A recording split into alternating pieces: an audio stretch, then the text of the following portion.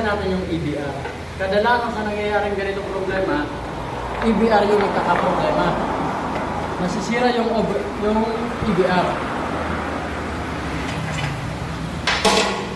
Ito yung EBR. Kadalasan nasisira ito kapag overload. Nag-overload yung saksak ng customer. Paano natin maitotrouble kung ito ba talaga yung problema? Ganito lang pag-trouble nito. Tanggalin natin itong socket, tapos itong positive negative na to dito sa carbon brush. Tapos, ito trouble natin yan sa battery.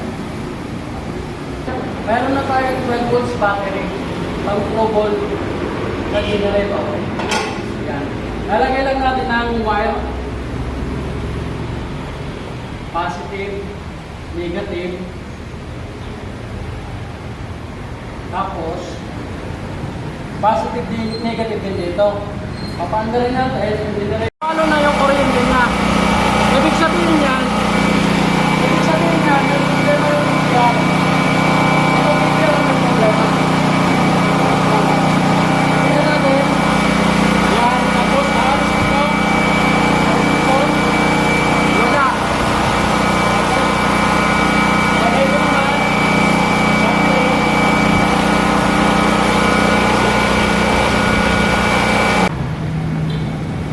EBR yung problema. Ganun lang kadali mag-troubleshoot ng generator kung EBR ang problema.